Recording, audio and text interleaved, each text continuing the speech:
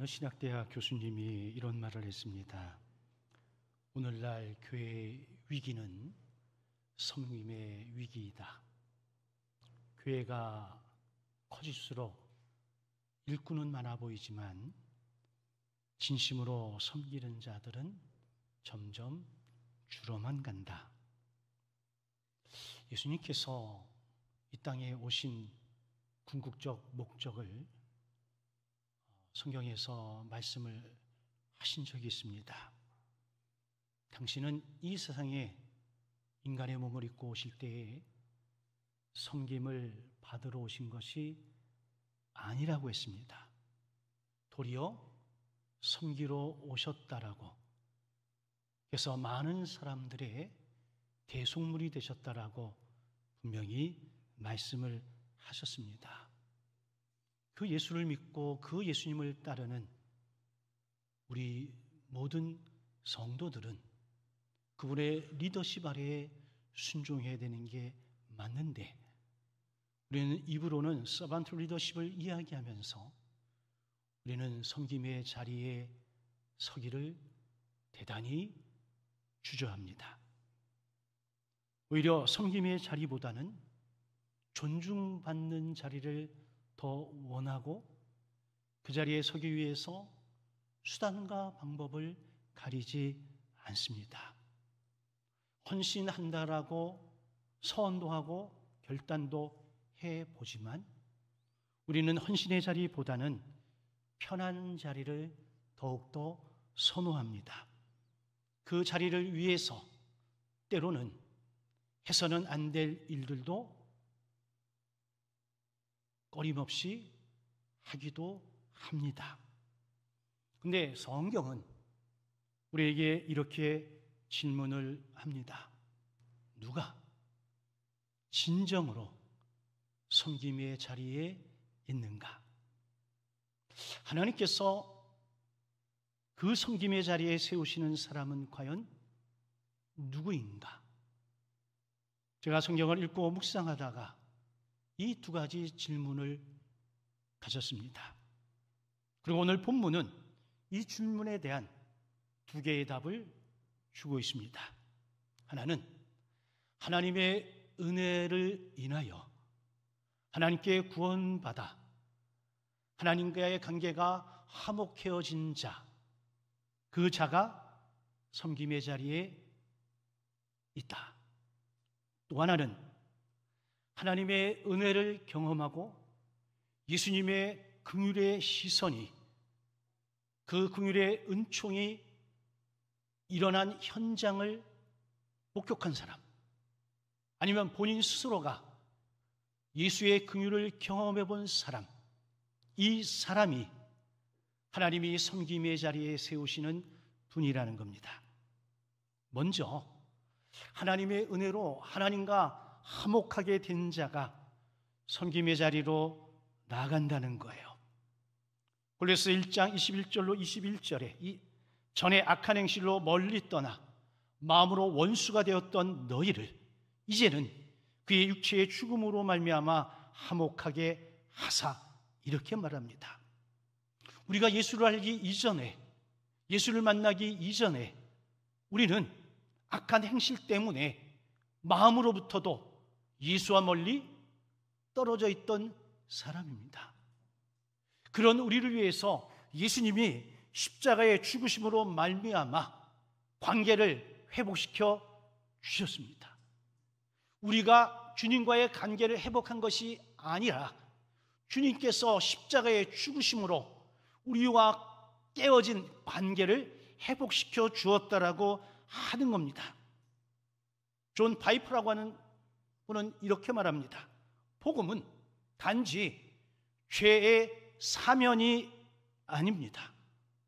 하나님과의 관계의 회복입니다. 이렇게 말합니다.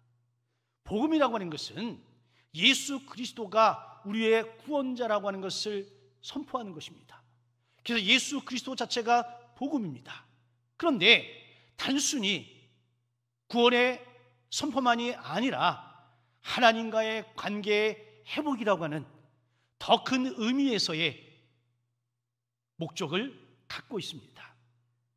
또한 섬김이라고 하는 것은 복음으로 구원받은, 복음으로 관계가 회복되어진 성도들이 회복된 관계 속에서 하나님 앞에 맺어가는 열매가 곧 섬김입니다. 저와 여러분들이 복음의 은혜를 알고 이 복음을 경험하고 그 은혜 가운데 살아간다라고 할 때 우리는 자연스럽게 섬김의 자리에서 섬김의 열매를 맺는 거예요. 그래서 섬김은 나의 도덕적 결심을 뛰어넘어서 하나님의 은혜에 대한 즉각적 반응이라고 하는 겁니다. 여러분들이 어떤 모양, 어떤 자리에서라도 내가 섬김의 삶을 살아간다라고 하는 것은 내가 인간이 좋아서, 내가 성품이 좋아서 이걸 뛰어넘어서 내가 하나님의 은혜를 경험했기 때문에 그 긍휼의 마음으로 나가기 때문에 섬김의 자리에 있는 거예요. 22절은 이렇게 이야기합니다. 거룩하고 흠없고 책망할 것이 없는 자로 그 앞에 세우고자 하셨느니라. 예수께서 십자가에 죽으시면서까지 우리를 구원하시고 관계 회복을 이루신 것은 우리를 거룩하게 하시려고, 흠없게 하시려고, 책망 없는 자로 당신 앞에 세우고자 하셨다라고 하는 겁니다. 다시 말하면 예수가 십자가에 죽으신 것은 우리를 천국 가게 만드는 것만이 아니라 이 땅에서 거룩한 섬김의 통로로 삼기 위함이다.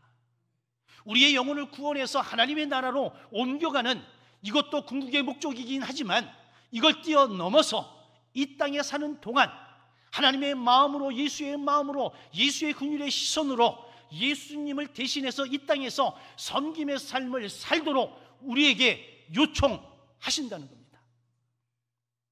그래서 23절에 너희가 믿음에 거하고 터 위에 굳게 서서 너희 들은 바 복음의 소망에서 흔들리지 아니하면, 이 표현은 섬김이라고 하는 것은 복음의 소망 위에 선 사람에게서만 자라납니다. 소망이 없는 사람은 심지 않지요. 뭔가를 심는 사람은 심은 이후에 열매를 기대하기 때문에, 소망이 있기 때문에 심는 겁니다. 우리 젊은 청년들이 힘들고 어렵지만 그래도 피땀 흘려가면서 뭔가를 심는 이유는 그것이 나중에 더 큰 열매로 내게 다가온다라고 하는 소망이 있기 때문에 그렇습니다. 그래서 옛 어른들은 젊은 날의 고생은 뭐 한다고요? 사서 한다라고 이야기를 한 겁니다. 젊은 날에 사서 고생한 사람들은 어느 정도 연령대가 되어지면 그 열매를 내가 먹고 살아가는 거예요.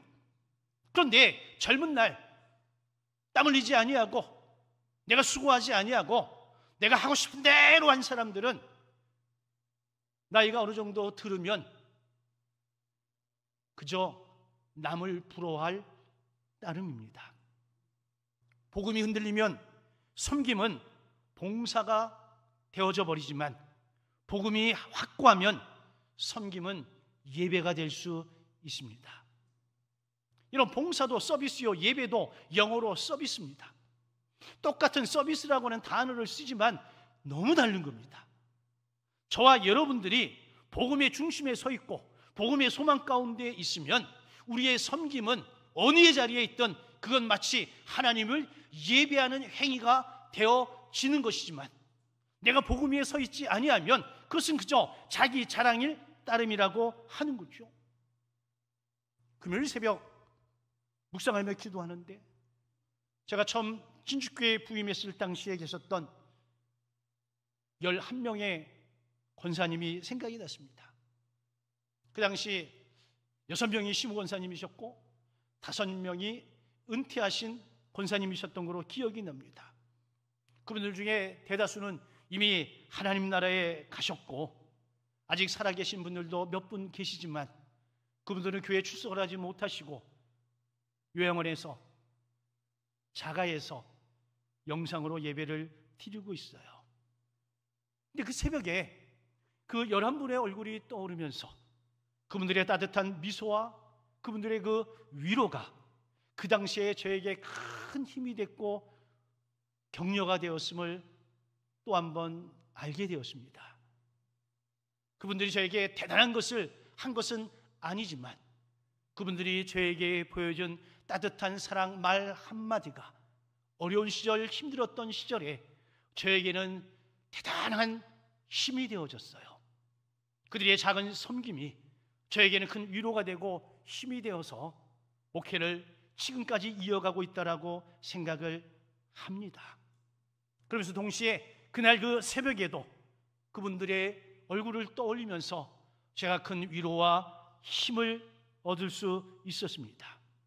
여러분, 우리의 섬김이 봉사가 아닌 예배가 될 수 있는 것은 하나님의 크신 은총이 섬김을 통해서 우리 가운데 나타나기 때문에 그렇습니다.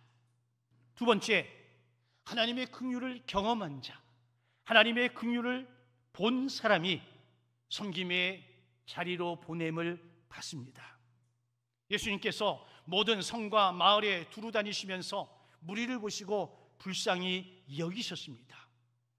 이 구절에서 제 마음을 잡은 것은 보셨다는 동사입니다. 예수님이 보셨대요. 누구를요? 무리를. 그 수많은 무리 가운데 누구를?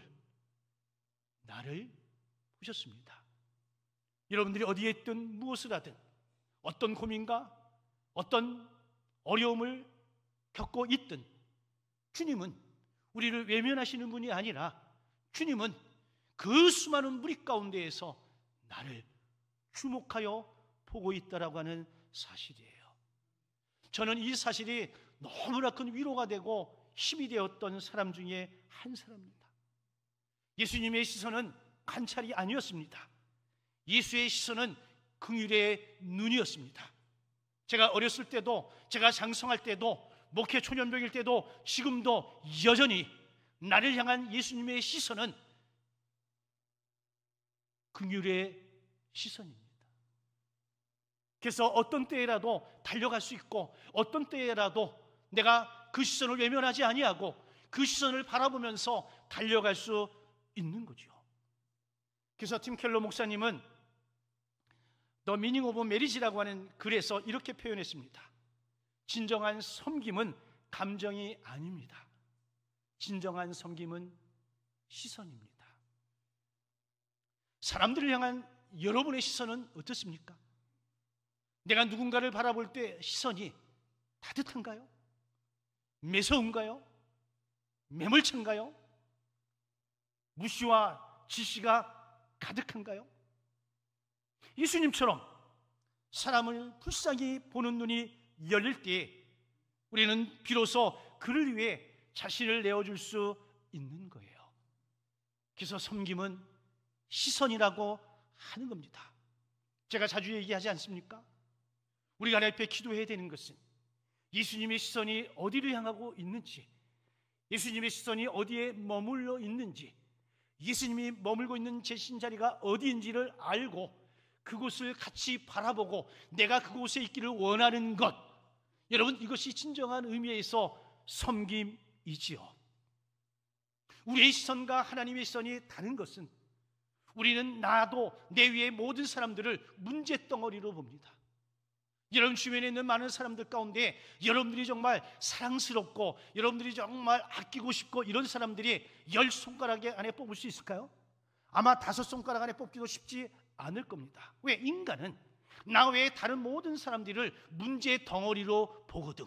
그러니까 그 시선에 보이는 것은 뭐만 보여요? 문제만 보입니다. 근데 하나님의 시선은 그러지 않습니다. 하나님의 시선은 사람들을 문제덩어리 보는 것이 아니라 방향을 잃어버린 양들로 봤다는 겁니다. 그들을 보면서 민망히 여겼고 그들을 보면서 불쌍히 여기는 마음을 가졌다는 거예요. 목회와 신학이라고 하는 잡지에서 저와 저희 교회를 취재하겠다고 연락이 왔습니다. 저희 교단 신문에 제가 기고할 길이 있어서 그걸 준비하면서 제가 코로나19를 다 점검을 했어요. 글을 써야 되니까. 그런데 코로나19 이전과 코로나19 우리 교회가 너무 다르더라고요. 코로나19 이전에 우리 교회는 전통적인 교회고 열심 있는 교회였어요. 근데 코로나 이후 코로나를 지나면서 우리 교회는 뭔가 변했는데 어떻게 변했느냐? 하나님이 원하시는 일들에 집중하는 교회였더라고요. 무엇이 이것을 만들었는가? 제가 또 점검을 했습니다. 제가 언젠가 여러분들에게 말씀을 드렸습니다. 제가 어느 날 갑자기 눈이 밝아졌다고. 근데 제가 안경을 새로 한 게 아니라 그냥 눈이 밝아진 거야. 어느 날부터 여러분들이 문제덩어리로 안 보이고 여러분들이 사랑스럽고 예쁘게 보이더라. 기억이 나요, 안 나요? 그때가 언제였냐면 제가 하나님의 마음을 읽기 시작할 때였어요. 하나님의 마음을 읽고 여러분들에게 선포하고 여러분들이 함께 반응하고 그러면서 그 코로나19 기간 동안에 저희들이 교회 밖으로 시선을 돌리고 행한 일들이 얼마나 많은지 몰라. 저도 몰랐습니다. 글을 쓰면서 회고하는 과정 속에서 발견을 했어요. 아, 그렇구나. 우리가 열심은 했지만 하나님의 마음을 읽은 것은 아니었는데 하나님의 마음을 읽고 나서부터는 열심의 방향이 대상이 달라졌다라고 하는 거지요. 여러분, 주님은 이 불쌍히 여기는 마음을 가지고 그 무리들을 보시면서 현실을 우리에게 말씀합니다. 수수한 일꾼은 많은데 일꾼이 적다는 겁니다. 많은 영혼이 고통 가운데 있지만 그들을 위해 헌신하는 일꾼은 너무나 부족하다는 겁니다. 섬김의 자리는 수두룩하다, 천지빛깔인데 섬길 수 있는 사람들이 너무나 부족하다라고 하는 겁니다. 그런데 더 놀라운 것은 예수님께서 가라 명하셔도 되는 분이심에도 불구하고 가라고 명하시지 않고 먼저 주인에게 청하여 출소할 일꾼을 보내달라고 하라는 겁니다. 이 말은 우리의 영원한 주인 되시는 하나님 앞에 뭐 하라는 거예요? 기도하라는 겁니다. 아, 섬김이라고 하는 것은 기도의 자리에서 시작되는 부르심이더라고요. 제가 저기 앉아서 기도할 때마다 하나님이 주어주시는 마음을 부여잡고 기도하면서 하나님이 이끄시는 대로 순종하는 삶이 살기 시작을 했습니다. 제 뜻이 아니라, 제 계획이 아니라 기도하는 가운데 하나님이 마음을 주시면 이 마음을 부여잡고 기도하기 시작하면서 이거를 구체적으로 실현해내고 순종하는 삶을 살았고 여러분들은 거기에 대해서 반응하기 시작을 했습니다. 기도 없는 섬김은 자기 열심이지만 기도로 준비되어져 하나님의 마음을 읽은 섬김은 하나님이 일하시는 자리가 되어집니다. 이 두 개의 본문의 핵심은 섬김의 자리에 서는 사람은 하나님의 은혜를 경험한 자, 동시에 하나님의 시선으로 긍휼의 눈으로 세상과 사람을 보는 사람입니다. 이 사람이 진정한 의미의 섬김의 자리에 있습니다. 앤드류 모레이라는 주석가는 이런 표현을 썼습니다. 참된 섬김은 자신을 있는 데서 시작한다. 우리가 섬긴다라고 하면서 내 이름을 나를 자랑하고 하는 것은 진정한 의미의 섬김이 아니라는 겁니다. 정말 섬김, 진정한 섬김은 내가 어떤 자리에 가서 봉사하고 섬기더라도 내가 드러나지 않는, 나를 자랑하지 않는 내 의가 아닌 오로지 하나님의 영광만 드러나는 것, 이게 진정한 섬김입니다. 그래서 섬김은 단순한 행동을 뛰어넘어서 나라고 하는 사람의 정체성을 대변하는 겁니다. 내가 누구인가? 내가 하나님께 은혜를 입은 자, 내가 하나님의 긍휼을 경험한 자, 그렇기 때문에 내 그 은혜를 갚을 길이 없어서 주님이 주시는 마음을 따라 순종을 통해 내가 섬김의 자리에 있는 겁니다. 나라는 존재는 사라져 버리고 그 자리에 하나님의 영광만이 남는 거예요. 이 정체성을 잊지 않을 때에 섬김은 자연스럽게 흘러가는 거예요. 그러면 오늘 저와 여러분들이 주님이 원하시고 기뻐하시는 그 섬김의 자리에 있으려면 어떻게 해야 될까? 첫째, 은혜를 잊은 섬김은 의무가 되고 말아버립니다. 은혜가 빠진 섬김은 불평만 났습니다. 혹시 여러분들 가운데 이거 내가 해야 되지? 왜 나만 해야 돼? 저 인간은 뭐 하는데? 이런 마음이 드시면 미안합니다. 은혜에 의한 섬김이 아니에요. 의무인 거예요. 여러분, 의무로 살기를 원하십니까? 은혜로 살기를 원하십니까? 우리는 날마다 찬송합니다. 은혜로만 살겠네. 근데 그렇지 않잖아요. 그러나 은혜를 기억하는 사람은 이렇게 고백하지요. 주님, 제가 할 수 있어서 감사합니다. 그래서 빌리 그레이엄 목사님은 이렇게 말했습니다. 하나님께 쓰임받는 사람은 완벽한 사람이 아닙니다. 하나님께 쓰임받는 사람은 그 하나님의 은혜를 잊지 않는 사람입니다. 그래서 은혜를 가지고 섬김의 자리에 나아갈 수 있는 거예요. 두 번째는 긍휼을 본 사람만이, 긍휼을 경험한 사람만이 사람을 품을 수 있습니다. 여러분 어떠실까요? 사람을 보면 먼저 판단하는 생각이 먼저 드실까요? 긍휼의 마음이 먼저 드실까요? 저는 솔직히 해서 판단을 굉장히 잘하는 인간입니다. 제가 애니어그램에 6번이고 5번을 쓰는데 5번 유형이 관찰자 유형입니다. 무리 가운데 절대 들어가지 않습니다. 무리 밖에 사이드에서 무리를 관찰합니다. 제가 여러분들 다 압니다. 모르는 척하지만 제가 여러분들을 다 관찰하고 데이터까지 다 갖고 있습니다. 분량의 차이는 있을지 모르지만, 근데 제가 그거를 여러분들 판단의 기준으로 예전에는 삼았어요.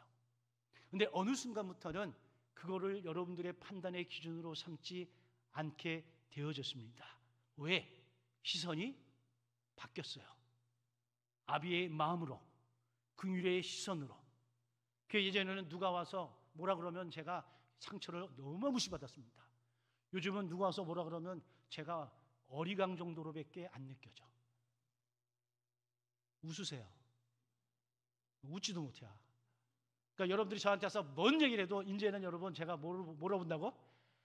그냥 어리광 부리고 있는 이 정도 수준이야. 자, 제가 성숙해진 거예요. 제가 안 그럴 때는 여러분 제가 마음속에 얼마나 미움과 다툼이 일어났는지 몰라. 그리고 하나님께 얼마나 욕을 해야 됐는지 몰라. 물론 하나님이 저를 회개시키긴 했습니다만은, 근데 어느 순간부터는 그게 아닌 거예요. 그냥 이해가 되고 용납이 되고 그냥 웃어버리고 마는 거. 왜? 하나님이 저의 시선을 바꿔놓으셨어요. 어떤 시선으로? 긍휼의 시선으로. 우리 주님은 세리와 창기를 불쌍히 여겼습니다. 세상 사람들에게 비판받고 세상 사람들에게 조롱받고 무시당했던 사람들이지만 예수님의 시선은 굉장히 따뜻했습니다. 이 따뜻한 시선에 창기가 변했고 세리가 변한 거예요. 주님의 시선은 판단이 아니라 긍휼이었습니다. 디트리히트 본 해퍼라고 하는 신학자가 나를 따르라고 하는 책에 이런 말을 했습니다. 그리스도인의 사랑은 자격이 아닙니다. 그리스도인의 사랑은 긍휼입니다. 내가 자격이 있어서 사랑받는 것도 아니고 내가 자격이 있어서 사랑하는 것도 아닙니다. 그저 하나님의 긍휼하심 때문입니다. 그래서 섬김은 상대의 자격을 따지는 것이 아니라 하나님의 긍휼에 대한 순종인 것입니다. 사랑하는 저와 여러분 모두가 다 그 순종의 자리에 있기를 주의 이름으로 축원합니다. 세 번째, 복음 위에 선 사람만이 그 섬김이 오래 지속됩니다. 섬김이 사람 중심이면 오래 가지 못합니다. 쉽게 지쳐버려요. 우리가 이런저런 일들을 감당해 보지만 참 쉽지 않죠. 내 마음 알아주지 않잖아요? 오죽하면 여러분, 내 마음속을 뒤집어 보이고 싶을 때가 한두 번이 아니잖아요? 여러분, 가정에서도 마찬가지 아닌가요? 직장에서도 마찬가지 아닌가요? 우리는 어차피 공동체를 이루며 살아가기 때문에 이 공동체 안에서 사람 중심이면 흔들릴 수밖에 없어요. 그러나 내 섬김의 근거가 복음은 중심이고 예수 중심이라면 우리는 순간순간마다 감사가 이어질 겁니다. 그래서 골로새 1장 23절은 복음의 소망에서 흔들리지 말 것을 요청합니다. 여러분, 이런저런 모습으로 내가 그리스도인으로서 하나님의 긍휼의 마음을 가지고 섬김의 자리에 있을 때에 어려움이 생길 때마다 이 질문을 스스로에게 던지세요. 내가 누구 때문에 섬기고 있는가? 복음이 내 섬김의 이유가 되고 있는가? 간혹 우리 교회가 교회 밖의 선교지와 또 청소년들을 위한 또 여러 가지 대외 사역을 할 때에 마음이 좀 불편하신 분들이 계신 것 같더라고요. 그런 이야기들이 종종 들려오니까 충분히 이해가 가는 부분이 있습니다. 그럼에도 불구하고 제가 멈출 수 없는 것은 그 마음을 품게 하신 분이 분명 예수님이시기 때문에 그렇습니다. 저는 교회 이름으로 뭔가를 할 때에 제가 영광받는 자리에 서지 않으려고 하고요. 저희 교회가 이 지역의 청소년들을 위해서 동계수련을 하지만 내년도 계획을 세우면서도 저는 거기에 하나의 순서도 맞지 않았습니다. 요청이 들어왔지만 안 하겠다라고. 왜? 자칫 잘못하면 하나님의 영광을 가리울 수 있기 때문에. 제가 총회 일을 할 때도 마찬가지고 외국에 나가서 선교사님들을 섬길 때에도 마찬가지입니다. 필리핀에서 저희들이 후원을 해서 한인 목사님들, 사모님들 섬기는데 저에게 플랜카드를 붙여왔어요. 제가 플랜카드를 보고 이야기를 했습니다. 플랜카드 이렇게 내지 말아 주십시오. 플랜카드 밑에 강사 이명관 목사 그거 없애라 그랬어요.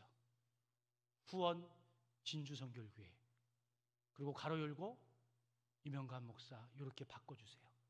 이미 나왔는데 이미 5만 원이나 들여서 만들었는데 제가 바꿨어요.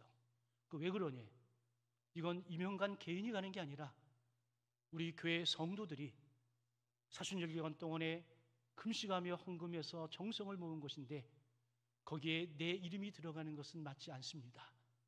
진주 선결교회가 후원교회임을 분명히 밝혀주세요 라고 해서 그것을 폐기 처분하고 새로 만들어서 저에게 보내왔어요. 여러분, 우리의 동기가 우리의 교회를 자랑하고 나를 드러내기 위함이 아니라 하나님의 긍휼의 마음을 품게 하셨기 때문에 때로는 정말 마음에 불편함이 있더라도 진행을 할 때가 있음을 여러분 양해해 주시기를 주의 이름으로 축원합니다. 저는 지금도 기독교 고전으로 불리우는 예수님이라면 어떻게 할까라고 하는 책을 읽을 때의 그 감동을 지금도 기억하고 있습니다. 예수님이라면 어떻게 할까? 지금도 여전히 뭔가를 계획하고 기도하며 묵상하며 실행에 옮기려고 할 때에 꼭 질문합니다. 예수님이라면 어떻게 할까? 다시 말하면 섬김의 동기가 내가 아닌 예수님이야 하기 때문에 그렇습니다. 여러분, 우리 기억합시다. 우리의 섬김의 자리는 곧 예수님이 계신 자리입니다. 예수님의 시선이 머물고 예수님의 마음이 있는 자리입니다. 얼마 전 세안 지역에 폭우가 쏟아져서 우리 교회가 가끔 후원하는 세계 외국인 선교회 수련원이 침수가 당했습니다. 원장 되신 목사님께서 곧 70이 되시는데 장비가 지원되지 않아 혼자 스스로 복구하는 과정에서 척추가 내려앉아 버려서 병원에 입원해 있는 사진을 누군가 찍어서 저에게 보냈습니다.